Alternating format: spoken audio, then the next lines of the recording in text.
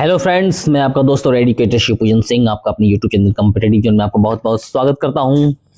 कैसे आप सब, कैसी चल रही है आपकी पढ़ाई? I hope all of you are enjoying your days. और बहुत सारी सीरीज को देने के बाद मेरे मन में ये ख्याल आया कि आप बच्चों को NCERT क्लास 6 से 12 पर आधारित GK GS ये सारे कोर्स जो है वो मैं प्रोवाइड करवा दूं। ओके, तो इसलिए ये सीरीज जो है वो आपके सामने लॉन्च की जा रही है और टाइटल आप यहां से देखें, प्राचीन भारत का इतिहास, एंशिएंट हिस्ट्री। प्रागैतिहासिक काल को लेकर के हम यहाँ पर चल रहे हैं। प्राचीन भारत के इतिहास से लेकर के शुरू करेंगे और क्रमशः जितने भी जीके और जीएस के टॉपिक्स है सारे जो है वो इनसे कवर होंगे। इससे वो बच्चे जो जीरो से लेकर के स्टार्ट कर रहे हैं अपनी पढ़ाई को बन जाएंगे हीरो तक। ये जो है वो स्टार्टिंग जर्नी होगी उनकी। वैसे बच्चे जो कम्पिटिटिव एग्जामिनेशंस में एंट्री लेते हैं तो बिल्कुल जीरो लेवल से यहाँ से हम शुरू करने वाले हैं। बहुत सारे मॉक टेस्ट तो आपको इस चैनल के माध्यम से प्रोवाइड करवाए जा रहे हैं, बहुत सारे MCQs के माध्यम से मैंने आपको पढ़ाया है। और अब जो है वो बारी है बिल्कुल स्टार्टिंग लेवल से। तो वो बच्चे जो कि नए हैं यहाँ से बिल्कुल सिलसिलेवार तरीके से सीखेंगे और बिल्कुल आने वाले दिनों में आप देखेंगे कि वो बच्चे GK GS में बिल्कुल एप्ट बन जाएंगे, है ना। ओके, तो आइए शुरू करते हैं आज से जो है वो इस सीरीज को। जैसा कि आप जानते हैं कि उचित मार्गदर्शन, धैर्य और लगातार परिश्रम जो है वो ये तीनों मिलकर के हम तीनों से जो है वो हम अपने टारगेट को अचीव करते हैं, है ना। तो उचित मार्गदर्शन, धैर्य और लगातार परिश्रम जो है वो बनाएगी आपको सफल। और आप जो है वो हमें YouTube पे प्रतिदिन 2 घंटे दो, आपकी ज़िंदगी बदल जाएगी। क्योंकि बिल्कुल नए मैनर में मैं आपको यहाँ पढ़ाने जा रहा हूँ और ख़ास करके वैसे बच्चे जो नए हैं यहाँ से सीखेंगे और पुराने बच्चे जो हैं फिर से अपने आप को रिवाइज करेंगे। ओके, इससे पहले कि हम इस सेशन की शुरुआत करें, अगर अभी तक आपने इस चैनल को सब्सक्राइब नहीं किया है तो आप इसे सब्सक्राइब करें, लाइक करें, अपने फ्रेंड्स तक शेयर करें और कमेंट बॉक्स में अपने क्विज को जरूर बताएं। और आप ये भी बताएं कि ये क्लासेस आपको कैसी लग रही है। तो प्रागैतिहासिक काल, प्री हिस्टोरिक एज, प्राचीन भारत के इतिहास को हम लेकर के आज यहाँ पे चल रहे हैं। जितने भी सारे टॉपिक्स होंगे मैं इनको आपके सामने लेकर के आऊँगा, क्लास 6 से लेकर के, है ना। ये जो क्लासें होंगी टॉपिक वाइज, ये क्लास 6 से लेकर के और 12 तक के जो एग्जामिनेशंस होते हैं, मतलब जो NCERT के जो किताबें हैं उनको मैं यहाँ से लेकर के आपके सामने हाजिर हुआ हूँ। कौन कौन? क्लास 6 से लेकर के क्लास 12 तक, है ना। हम क्लास 6 से लेकर के जब 12 तक के चीज़ों को कवर कर लेते हैं तो यही जो है वो बिल्कुल बेस बन जाती है आने वाले एग्जामिनेशंस में, ठीक है। यही जो है वो हमारा बेस है बच्चे। और जब इसे हम स्ट्रॉन्ग कर लेंगे तो हम सब कुछ प्राप्त कर लेते हैं, ठीक है। तो बिल्कुल स्टार्टिंग से मैं आपको यहाँ से पढ़ा रहा हूँ, आप बिल्कुल कोर्स की तरह आप इसे देखेंगे। ओके, तो आइए शुरू करते हैं। प्रागैतिहासिक काल की बात कर रहे हैं, है ना, NCERT लाइन बेस्ड। और क्या कहना है NCERT की पुस्तकों में ने क्या कहा है इसे, प्रागैतिहासिक काल को? प्रागैतिहासिक काल जो है वो बच्चे वो समय है जब लिखने की कला का विकास जो है वो नहीं हुआ है ना। प्रागैतिहासिक काल, प्री हिस्टोरिक एज, वह एज है जब जो है वो लिखने की कला का विकास नहीं हुआ था, है ना। और प्रागैतिहासिक काल में लिपि, लेखन प्रणाली का अभाव था, है ना। तो ये जो है वो आप देखते हैं कि बार बार एग्जामिनेशंस में इन तथ्यों को पूछा जाता है, इसलिए यहाँ से शामिल कर रहा हूँ इन तथ्यों को। इस काल की जानकारी हमें कहाँ से प्राप्त होती है? तो पुरातात्विक साक्ष्यों जैसे कि औजार, हड्डियों, गुफा चित्रों से जो है वो मिलती है इस काल की जानकारी। पुरातात्विक साक्ष्य जो है वो यही है, औजार, हड्डियां, गुफा चित्र, है ना। इसलिए इसे पुरातात्विक इतिहास भी कहा जाता है, क्योंकि पुरातात्विक इतिहास इसे क्यों कहते हैं, क्योंकि पुरातात्विक स्रोतों से जैसे कि औजारों से, हड्डियों से और गुफा चित्रों से जो है वो हमें इनकी जानकारी मिलती है, इसलिए इसे कहते हैं पुरातात्विक इतिहास। तो यहाँ से बहुत सारे क्वेश्चंस जो है वो आपको शूट आउट होते हुए, और वो बच्चे जो कि बिल्कुल नए हैं यहाँ से बहुत कुछ सीखेंगे, और पुराने बच्चे जो कि बहुत कुछ जानते हैं, रिवीजन के अभाव में जो है वो चीज़ों को जब हम भूल जाते हैं तो यहाँ से वो अपने आप को बूस्ट कर पाएंगे, अपने नॉलेज को, है ना।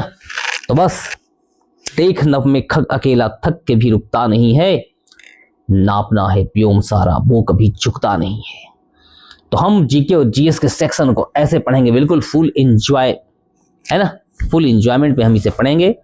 परीक्षा में, परीक्षा बिंदु के दृष्टिकोण से हम देखेंगे तो प्रागैतिहासिक काल में जो है वो लिखित साक्ष्य नहीं मिलते हैं, है ना। प्री हिस्टोरिक एज में जो है वो लिखित साक्ष्य का अभाव है, क्योंकि प्रागैतिहासिक काल जो काल है वो पुरातात्विक स्रोतों के आधार पर अपनी व्याख्या जो है वो हमारे सामने प्रस्तुत करता है। तो बच्चों, आई होप आपको ये समझ में आ गई होगी बात कि प्रागैतिहासिक काल क्या है और क्या उसके साइनिफिकेंस हैं, और एग्जामिनेशन पॉइंट्स ऑफ व्यू से क्वेश्चंस क्या क्या यहाँ से एराइज होते हैं। तो नेक्स्ट अगली वाली व्याख्या को हम देखेंगे। प्रागैतिहासिक काल का विभाजन जो है वो कैसे हुआ है, और इस काल का विभाजन जो है वो लोगों के द्वारा प्रयुक्त औजारों के आधार पर किया गया है ना। ये भी एग्जामिनेशन का एक फैक्ट बनता है।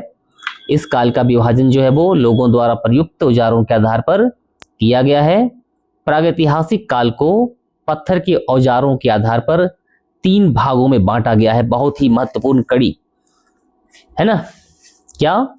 पुरा पाषाण काल, पैलियोलिथिक एज, पुरा पाषाण काल, पैलियोलिथिक एज, मध्य पाषाण काल, मेसोलिथिक एज, और नव पाषाण काल, न्यूलिथिक एज। ओके, और एग्जामिनेशंस में पूछेगा कि प्रागैतिहासिक काल का वर्गीकरण जो है वो किस आधार पर किया गया है। तो प्रागैतिहासिक काल का वर्गीकरण औजारों के आधार पर किया गया है। ये जो है वो यहाँ से एमसीक्यूज का facts examination point of view से इंपॉर्टेंट। तो एक क्लास आप बच्चों के लिए बहुत ही महत्वपूर्ण होने वाली, और कुछ आप यहाँ से सीखते हुए पुरा पाषाण काल जो है वो ये क्या है, ओल्ड स्टोन एज। लोग जो है वो जंगली जानवरों का शिकार करते थे और फल फूल व कंद मूल इकट्ठा करते थे, है ना। पुरा पाषाण काल में क्या करते थे लोग? जंगली जानवरों का शिकार करते थे और फल फूल व कंद मूल जो है वो इकट्ठा करते थे। इस काल के लोग भोजन उत्पादक नहीं बल्कि भोजन के संग्रह करता थे, और जीवन जो है वो घुमंतु नोमैडिक था। एक जगह से दूसरी जगह घूमते रहते थे और कुछ दिनों तक रुकते थे और फिर वहां से आगे की यात्रा का प्रस्थान करते थे। पत्थर के औजार अपरिष्कृत थे पुरा पाषाण काल में। ओल्ड स्टोन एज में जो है वो पत्थर के औजारों का प्रयोग करते थे, पेड़ों को काटने के लिए, जंगली जानवरों का शिकार करने के लिए। तो ये जो पत्थर के औजार थे ये अपरिष्कृत थे और कैसे होते थे? मोटे होते थे, है ना। तो आई होप पुरा पाषाण काल, ओल्ड स्टोन एज आप समझ गए होंगे। और ये जो चरण है, 3 चरण है इसमें। निम्न पुरा पाषाण काल, देखिए यहाँ पे बिल्कुल सट गया, ये इससे अलग होना चाहिए था, ये यहाँ पर गैप है बीच में।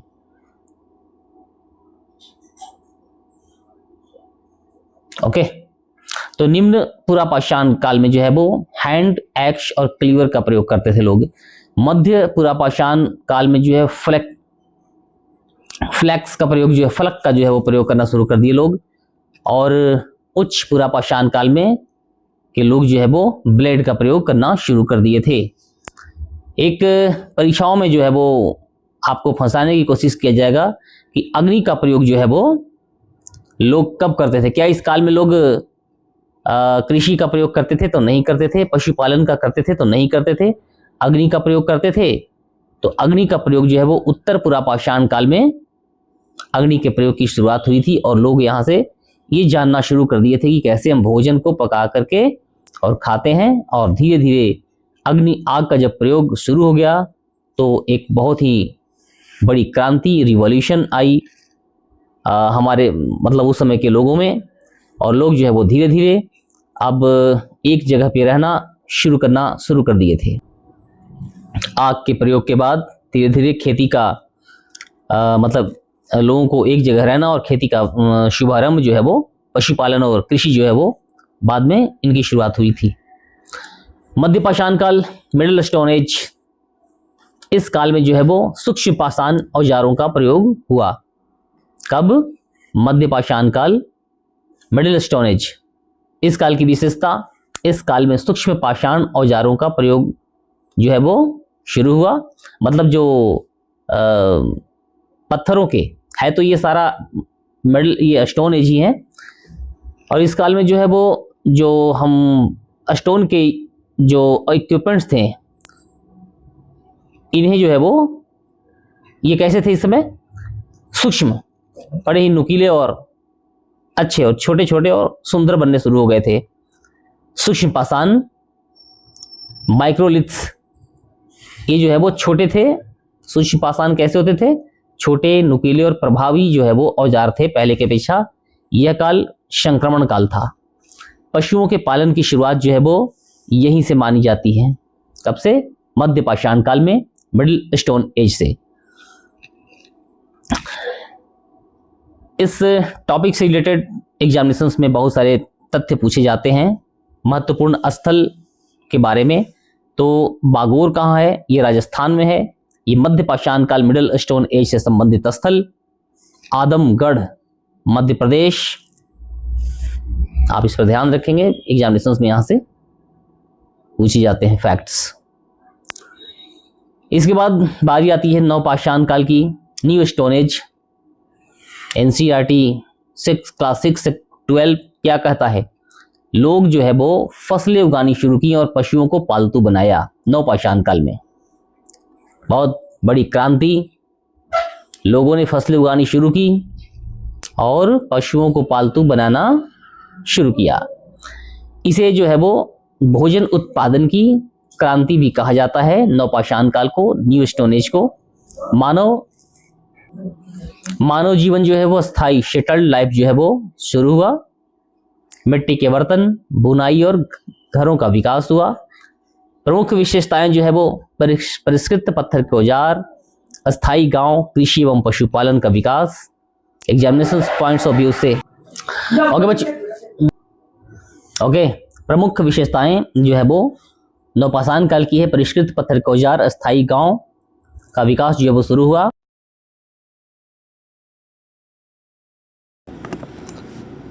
अस्थायी गांव, कृषि एवं पशुपालन का विकास शुरू हुआ। बार बार पूछा जाने वाला एग्जामिनेशन पॉइंट्स ऑफ व्यू से प्रश्न, कृषि का प्रथम प्रमाण किस काल में मिलता है? तो ये जो है वो नवपाषाण काल में ही कृषि का क्या मिलता है बच्चों? प्रमाण मिलता है। तो इतने सारे फैक्ट्स आपने यहाँ से देखा है ना, बहुत ही इंपॉर्टेंट और परीक्षा उपयोगी तथ्यों से भरी हुई क्लास। प्रमुख नवपाषाण स्थल जो है वो है, इनको आप ध्यान में रखेंगे, बार बार एग्जामिनेशन में यहाँ से क्वेश्चन से राइज होते हैं। मेहरगढ़ है ना, यह स्थल और इसकी विशेषताएं हैं। मेहरगढ़ से क्या प्राप्त हुआ है? कृषि का प्राचीनतम प्रमाण प्राप्त हुआ है। बुर्जहोम से गड्ढों में बने घर, चिरांद से जो कि बिहार में है, बिहार का नवपाषाण स्थल, और कोल्डिहवा धान की खेती का प्रमाण जो है वो यहीं से मिले हैं। ओके, कैसी लगी ये क्लास? और आपने बहुत कुछ सीखा ये भी मैं जानता हूँ। तो ऐसे ही बिल्कुल सीरीज के साथ में हम सब यहाँ से पढ़ेंगे, और याद रखो पढ़े उसी से जो हो कहीं ना कहीं सिलेक्टेड। तो मैं आपका दोस्त एचपी सिंह, एडुकेटर और मोटिवेटर, आपको इस चैनल के माध्यम से एक रिवॉल्यूशन आपके सामने पेश करूंगा। हम और आप मिलकर के एक रिवॉल्यूशन खड़ा करेंगे जीके और जीएस के सेक्शन में। एक लंबी कारवां बनाएंगे और सफलता की लगा देंगे छड़ी। ओके, तो बच्चों चलिए मिलते हैं अपनी अगली क्लास में। और एक बार और, अगर अभी तक आपने इस चैनल को सब्सक्राइब नहीं किया है तो आप इसे सब्सक्राइब करें, लाइक करें, अपने फ्रेंड्स तक शेयर करें और कमेंट्स बॉक्स में ये जरूर बताएं कि आपको मेरी ये क्लास कैसी लगती है। ओके, तो चलिए मिलते हैं अपनी अगली क्लास में। तब तक के लिए आप अपना ख्याल रखें। जय हिंद, जय भारत।